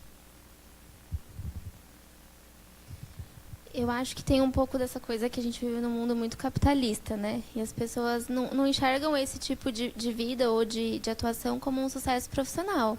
É tipo, que bacana, você dedicou a sua vida para ajudar outras pessoas, e isso é muito memorável e é honroso da sua parte, mas ninguém enxerga isso como um sucesso profissional. As pessoas tendem a ver um sucesso profissional como, eu sou diretor de um serviço, ou eu tenho um consultório muito chique numa região muito de elite em São Paulo ou em outro local. Então, acho que aos poucos a nossa sociedade vai fazendo com que a gente deixe de pensar nessa população, sabe? E eu, refletindo sobre a minha formação, eu realmente não lembro de ter alguma disciplina ou de ter alguma fala no meu ambiente de faculdade sobre o tema. Eu acho que isso veio depois que eu me formei, que eu procurei, fui em congressos, ouvi essa minha colega que falou um pouco do que ela fazia com Médicos Sem Fronteiras, e isso me sensibilizou de alguma forma. Mas eu acho que tem essa coisa que a gente vai se perdendo mesmo. Eu acho que muitas pessoas têm esse interesse, porque quando eu falo, muita gente se anima e fala, nossa, que legal, que bacana. Mas tem essa coisa mesmo do capitalismo, da gente querer ter uma vida estável, da gente querer ficar na nossa zona de conforto. Eu acho que tem muito disso, assim. Acho que o que a Thalita traz é um fator muito importante mesmo, né? Os valores que pautam a nossa sociedade, vamos dizer, né? Quais são os projetos de felicidade que a gente acaba se enganando que são esses projetos, né? Que é acumulação, um certo status. Isso, de alguma forma, nos guia a seguir um certo roteiro, né? Que a gente, ao mesmo tempo que a gente não pode julgar, assim, que isso é algo... que essas pessoas não têm sensibilidade. Não, é o que está posto na realidade, né? A realidade é essa. E aí a gente vai terminando a faculdade, tem que ajudar em casa, tem que pagar a conta, e aí a gente vai, os nossos sonhos vão diminuindo e é a realidade que fica colocada mais como pauta. Então eu acho que o desafio para a gente minimizar um pouco essa pressão que a gente tem, né, na sociedade, em termos de valores, eu acho que por um lado a universidade oferecer cenários para os seus alunos, né, de inserção, porque aí talvez você consegue uma chama, né, que vem da pessoa se descobrir em alguma coisa, né? Então a inserção durante a grade curricular de cenários de aprendizado, né, eu acho que pode ajudar nesse processo de reverter um pouco essa lógica, né? Me parece que isso é um mecanismo que pode colaborar, né? E a gente, enquanto pessoa, também fazer essas reflexões a partir da nossa prática. O que eu quero para mim, né? Onde que eu vou exercitar o meu projeto de felicidade? E a gente vê os índices aí de depressão, ansiedade, né, em estudante de medicina, em residente. Será que esse é o melhor caminho mesmo? Será que tipo, o residente que sai do R1 e vai ficar dando plantão que nem um condenado para comprar um carro? Assim, será que esse é o caminho? A gente tem que começar a pensar mais nisso, né?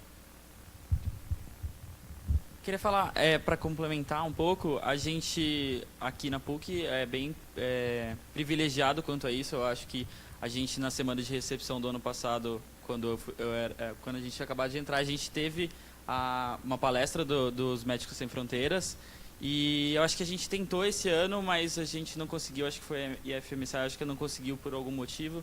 Eu não lembro, mas está aí a palestra do Médicos Sem Fronteiras. E também falar que a gente tem internato rural também aqui, né? Então, eu acho que é bem importante. Agora só depende dos alunos, né? Querer continuar nesse meio. Agora, eu queria falar um pouco do papel e da relação que vocês tiveram e que vocês têm no trabalho de vocês em relação ao Estado. O Estado, em relação a você, o Estado brasileiro, como ele ajuda, ou ele não ajuda, como é essa relação? E para você, Thalita, eu queria perguntar como é a relação do Estado do país em que você vai fazer as missões.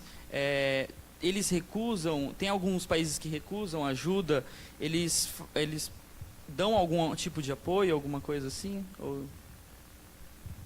Bom, acho que para a gente pensar em estruturar para estágios, campos de prática, em contextos remotos, a gente precisa de apoio interinstitucional, né? Não basta só uma intencionalidade da universidade ter essa atitude e dispor de carga horária para isso, né? A gente precisa de fato de um apoio de secretarias municipais, de secretarias de Estado, eventualmente. Então isso é um desafio, né? Porque hoje, no processo que a gente está passando, de um certo questionamento de tudo que é público, né? Da gente rediscutir o papel do Estado na saúde, por exemplo, isso se torna mais difícil. É uma discussão ainda mais que está colocada, que se a gente não está conseguindo encontrar um espaço para garantir assistência, né, garantir acesso, quiçá a gente ter uma abertura para pensar em cenário de prática. E aí o gestor, às vezes, ele tem a mentalidade assim, eu não vou fazer isso porque vai ser mais custoso para mim, né? Vamos fazer um estágio numa prefeitura lá da região amazônica, vamos trazer aluno, vai vir professor. O cara pensa assim, na maioria das vezes, não vou trazer porque isso vai custar mais, né? E aí a gente sabe que os municípios, os serviços de saúde, onde a gente tem integrado equipamentos de formação, cenário de prática, os resultados em termos de acesso à saúde e de melhora do padrão de saúde daquela população melhora a médio e longo prazo, né? Então tem algo a ser trilhado, mas está muito difícil. Então a gente precisa ter muita criatividade de tentar sensibilizar o gestor municipal, estadual, tentar puxar linhas de financiamento no terceiro setor, por exemplo, né? Patrocínios, porque hoje, de fato, se você chegar com uma proposta, a PUC chegar, acho que o Fábio, a Carol tem aqui uma experiência de tentar interiorizar, fazer um cenário de prática no internato rural, e eles podem, assim, eles viveram, acho que uma dificuldade muito grande de tentar ter uma sensibilização das gestões municipais para isso, né? Dado que existem demandas mais urgentes em geral, né? E aí o gestor não está muito atento, não entende isso como importante. Com o Médicos Sem Fronteiras, você perguntou se em algum momento a gente não conseguiu entrar num país porque o governo local não permitiu. Isso nunca aconteceu, assim, que eu me lembre de todos os projetos que a gente já teve, que tem até hoje. E muitas vezes a gente tem uma parceria. Então, onde eu trabalhei, por exemplo, a minha escala eram de 80 parteiras. Dessas 80, a gente tinha 10 que eram contratadas pelo Ministério da Saúde. Não eram contratadas por MSF. Elas trabalhavam para o Ministério da Saúde local. E assim eram em todos os setores do hospital. Então, tinha uma parceria muito grande, tinham várias reuniões que aconteciam para a gente poder alinhar as coisas. E a gente também tem parceria com algumas outras ONGs. Onde eu trabalhava, não. Mas, por exemplo, na África, no Sudão do Sul, tem uma grande parceria com a Cruz Vermelha. Então, a gente meio que atua em locais muito próximos e uma organização acaba auxiliando a outra. Claro que são atividades independentes, mas sempre tem um apoio, uma relação de parceria mesmo. Um assunto acho que mais específico para o Médicos Sem Fronteiras, eu queria saber como foi o processo de seleção. A gente estava conversando lá em cima, mas quais são os requisitos se alguém quiser, depois da graduação, participar do Médicos Sem Fronteiras atuando lá, nos países e tal? Para pôr a mão na massa, né? Que todo mundo quer saber. Os pré-requisitos não são muitos, então eles pedem que tenham 2 anos de experiência na área. A residência conta como experiência e não necessariamente precisa ser uma experiência atuando diretamente com o paciente. Como a gente tem várias outras competências em campo, não só de atender em si, a gente tem que treinar, a gente tem que cuidar da gestão local. Então, se alguém tiver também experiência dando aula, ou treinando pessoas, ou supervisionando serviços, isso também conta como um período de experiência. E tem que ter algum dos idiomas fluentes, principalmente inglês e francês. Só um já é o suficiente, mas quem tiver 2 aumenta a possibilidade de projetos que pode trabalhar. E também, assim, não precisa ser um inglês super, hiper, mega fluente. Então, se você tiver a capacidade de compreender e de se comunicar, é o suficiente, é o que você precisa, porque eles têm essa consciência de que no campo a gente consegue amadurecer muito o idioma, né?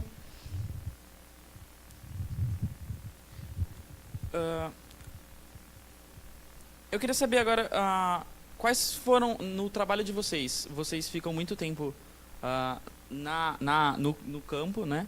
E eu queria saber quais foram as coisas, quais são as coisas mais difíceis, marcantes que vocês passam ou passaram no trabalho de vocês. Difícil responder essa pergunta. Eu acho que muita gente pensa na coisa da saudade e tudo mais, mas quando eu fui viajar, muitas pessoas que já trabalhavam há algum tempo com o MSF me falavam assim, é mais difícil voltar do que ir. E na época eu não entendia, porque eu falava, poxa, estou deixando a minha vida aqui, várias coisas, vou ficar 6 meses longe. E depois que eu voltei, realmente foi o que eu senti. Não foi difícil ir, mas foi difícil voltar. Porque quando você volta, é como se você colocasse um óculos na sua frente e que tudo que você vê ao seu redor, você vê com outro olhar. É totalmente diferente. Então, desde o ponto de você ver um paciente que está sendo negligenciado, que precisa de cuidado, que as pessoas não estão olhando aquela pessoa numa integralidade, entendendo a sua história de vida, isso é uma coisa que te abala muito quando você volta. Essa coisa de você contar como foi a sua experiência, e muita gente quer saber como foram nos detalhes, assim, o que você comia, que língua você falava, mas poucas pessoas de fato estão interessadas em ouvir a realidade daquele país, e isso é uma coisa que choca a gente, porque quando a gente vai, a gente fica imersa naquilo, então a gente passa a viver aquela cultura. Então, quando você volta e você vê algumas pessoas com esse olhar mais superficial, é bem difícil lidar com isso no começo, assim. E outra coisa que eu acho que durante o meu período que eu fiquei lá, trabalhando e tal, foi bem difícil, foi a questão de você lidar com pessoas de outras culturas. A religião muçulmana foi uma religião que me encantou muito. Eu me considerava super feminista antes de ir para o Afeganistão. Isso me preocupava, porque eu falava, nossa, o que eu escuto dizer é que a religião é muito machista, que as mulheres são submissas aos homens, que elas têm várias coisas que elas precisam respeitar e tudo mais. E quando eu fui, eu recebi vários documentos falando dessa questão cultural, de que não podia sentar do lado de um homem, de que eu tinha que andar com meu cabelo coberto na rua. E isso me preocupava um pouco de como ia ser para mim. Mas, por incrível que pareça, foi uma coisa positiva, porque quando eu cheguei, eu comecei a entender. Eu deixei de olhar com esse olhar de julgamento, dessa coisa de, nossa, elas são submissas, e passei a olhar do ponto de vista delas. E eu percebi que aquelas mulheres, elas foram criadas naquela cultura. E que se eu falasse para uma delas, olha, agora você está livre para mostrar o seu cabelo na rua, para olhar para um homem, aquilo para ela também ia ser estranho, ela não ia conseguir. Porque o normal para ela era se vestir daquele jeito e era se comportar daquele jeito. Então, eu comecei a muito a entender isso e a criar um grande respeito pela cultura. Mas eu acho que foi difícil no sentido de viver com outras pessoas, porque onde eu morava com mais ou menos 9 a 10 pessoas, que eram de vários lugares do mundo. E essa mistura de pessoas de diferentes culturas era uma coisa que foi difícil no começo para mim, sabe? Entender o que um comia, o que o outro não comia, o que era educado para um, o que não era educado para o outro. Isso foi bem difícil, assim. Mas as coisas positivas sempre superaram, e era muito gratificante você ver que, às vezes, só o fato de você conversar com uma mulher e falar assim, e falar para ela o que ia acontecer com o bebê dela, ela já te agradecia muito, já te abraçava. Então, isso era muito recompensador mesmo. É difícil responder, mas assim, eu acho que, do ponto de vista profissional, o afeto que mais é difícil de lidar é um pouco a insegurança, né? De você não ter uma certa governabilidade sobre as coisas que acontecem. Isso pode ser revertido numa coisa boa, essa insegurança, essa falta de controle. Em você trabalhar habilidades, competências relacionadas à criatividade, à inovação, a práticas colaborativas. Então, um afeto que a princípio pode ser complexo de lidar, pode se reverter em coisas positivas no seu crescimento como pessoa. Mas, ao mesmo tempo, esse afeto pode ser negativo se essa falta, essa insegurança nossa, se também significar, por exemplo, um certo descaso com a saúde no local. Porque às vezes a gente pensa assim, pô, eu vou para esse local, é uma porcaria, o que eu fizer lá vai ser legal já. Mas não, às vezes tem prefeituras, tem gestores que poderiam fazer mais pela saúde daquele povo, né? Então, ou por problemas relacionados à falta de gestão, qualificação, corrupção, enfim, é um certo descaso também. Então, esse descaso que às vezes a gente encontra, isso pode ficar banalizado às vezes e a gente achar que essa é a realidade mesmo, e isso está posto. Isso me deixou um pouco com medo num determinado momento, assim. A gente ia trabalhar no hospital e já não tinha um certo medicamento, não tem mesmo, então deixa quieto, vai. Sabe, uma certa banalização da falta de estrutura, isso é um pouco perigoso. E aí, às vezes é a hora de eu dar um tempo, sabe? Porque eu tô me deixando levar muito por uma realidade e não estou conseguindo, de alguma forma, lidar bem com isso. Então, isso é difícil, né? Pode ser bom, a insegurança pode ser boa em reverter em você aprimorar certas qualidades, mas pode ser também a gente cair numa zona cinzenta aí de uma banalização e a gente perde a capacidade de exigência, de cobrança, que também é importante quando a gente vai para esses locais. Interessante notar como a gente tem uma noção muito errada, né? A gente acha que por ter o trabalho que vocês têm, a maior dificuldade vai ser preocupação com segurança, com conforto, com saudade, e a gente vê que isso, né, a gente releva e tem outras preocupações muito maiores que acabam tomando conta. Eu acho que, para finalizar, eu queria saber o que a gente pode fazer hoje, estudantes, eu estou no 2º ano, mas o que a gente pode fazer ainda para ajudar? Eu sei que você falou que como ajudar o Médicos Sem Fronteiras, mas tem algum outro modo pelo qual eu possa ajudar e, por exemplo, num projeto Rondon, fazer alguma coisa para essas populações que não têm um acesso adequado à saúde? Tem algum jeito que eu possa ajudar? Eu acho que com Médicos Sem Fronteiras o que a gente mais pode fazer é falar um pouco e transmitir a mensagem para outras pessoas, porque às vezes a gente pode, sem querer, recrutar alguém para trabalhar, né? Alguém que queira trabalhar e que não conhecia e que tinha esse desejo escondido. E pensar mesmo para a nossa vida, assim, será que eu tenho vontade? Será que eu tenho interesse de algum dia fazer algo do tipo? É muito difícil alguém passar a vida inteira fazendo isso, e a gente sabe em MSF que a maior parte do nosso pool, as nossas pessoas que a gente recruta, não vão passar o resto da vida fazendo isso, mas pode ser que essa pessoa tenha fases, tenha períodos que esteja disponível para ir e ficar 1, 2 anos trabalhando nessas regiões, e depois ter mais um intervalo de, sei lá, 3 anos no seu país de origem. Mas é importante, assim, a gente precisa de profissionais de várias áreas, não só da área médica, mas principalmente médicos e enfermeiros e obstetrizes, que a gente precisa muito mesmo. E amadurecer mesmo a ideia. Eu acho que quando a gente discute, a gente consegue refletir um pouco sobre isso, e pensar que existem pessoas ao redor do mundo que precisam, e precisam muito. Porque a gente fica muito acomodado naquele nosso mundinho, né? Sem ter esse olhar mais amplo. Acho que essa questão da ajuda, saindo um pouco dessa ideia mais do voluntarismo, assim, mas o que a gente pode fazer hoje para também se ajudar, né? Acho que essa também é uma questão. Talvez esse evento é um evento importante. Então, vocês enquanto alunos, enquanto formas de organização entre vocês, esses temas têm que vir sempre à tona, e vocês de alguma forma levarem essa discussão nas instâncias da sua faculdade e pautar como que a faculdade está olhando para isso, que cenários de prática a faculdade está disponibilizando para esse tipo de visão, né? Para esse tipo é importante para a instituição? Essa é a primeira pergunta, né? Que médico a gente quer formar, que médico a instituição quer formar, olhando para o quê, né? Então, vocês enquanto organização, eu acho que é um passo muito importante, e havendo interesses, havendo intencionalidades, existem caminhos, né, de fazer isso durante a faculdade. E quem se interessar após a faculdade, né, existem possibilidades também. Mas eu acho que a organização, a discussão do assunto, isso é muito importante. Isso traz a discussão desse tema e pode refletir em mudanças, em novos acessos a cenários de prática diferentes para vocês.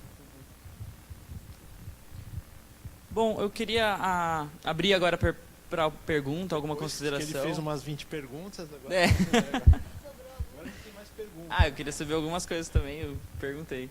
Alguém quer fazer alguma pergunta? Lá.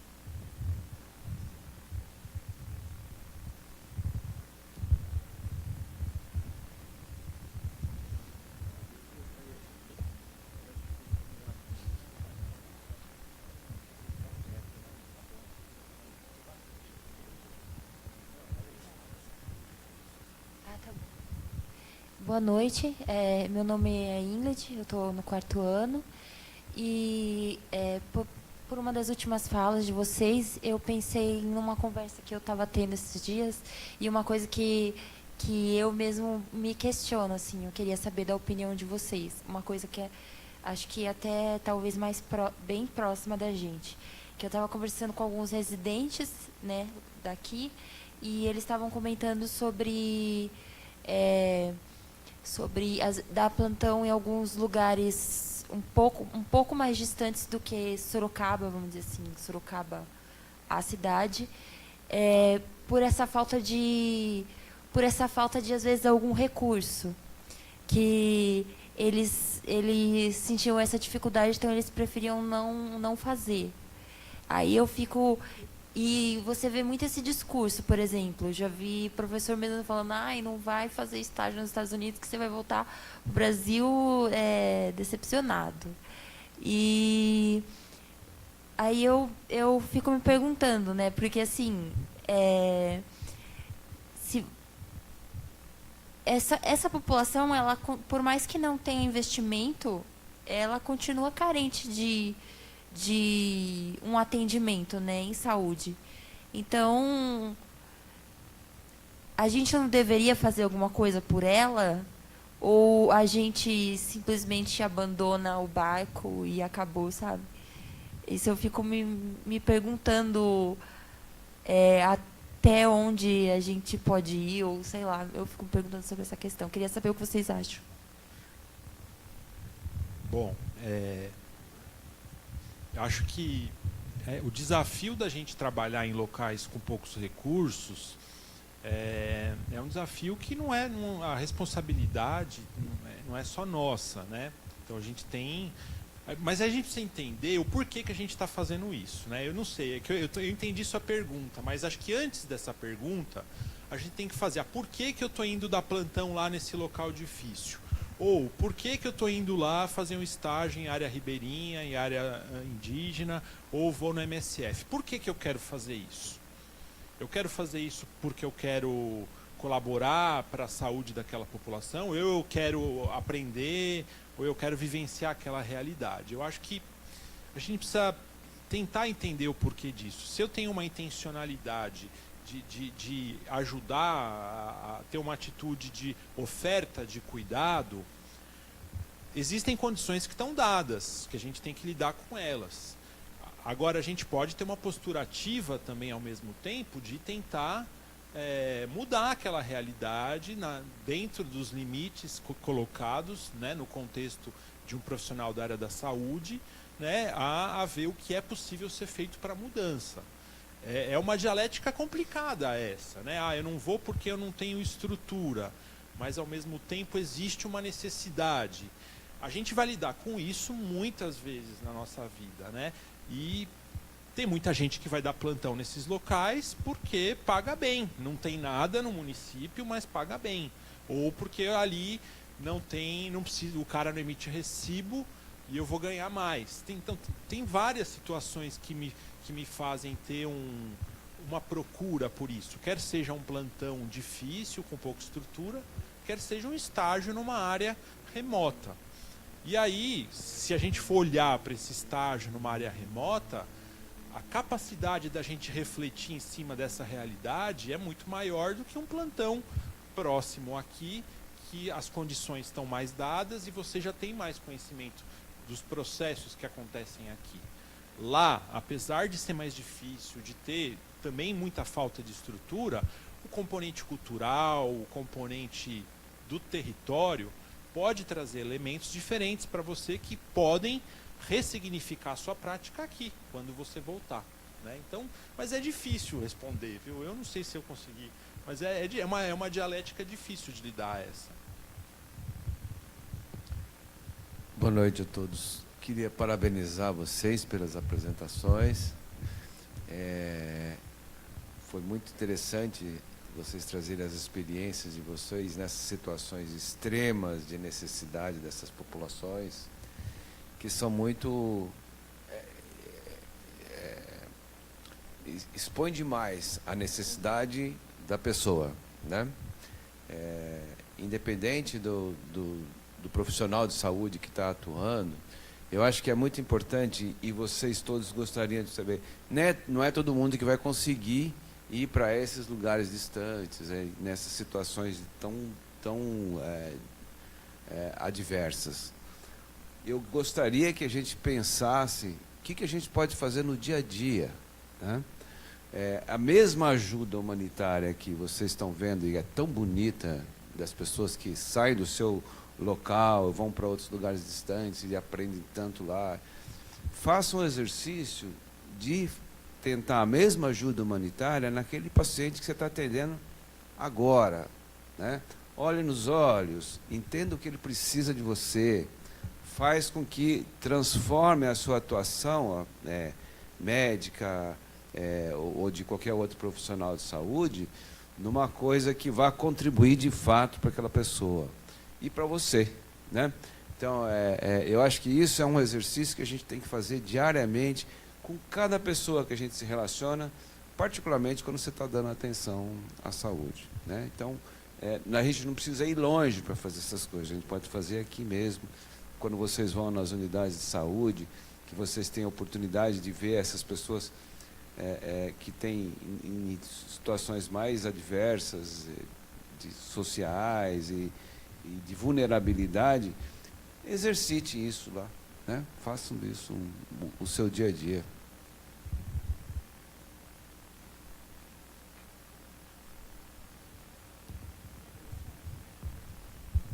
Mais alguma pergunta, alguma consideração? Alguém quer fazer? Não?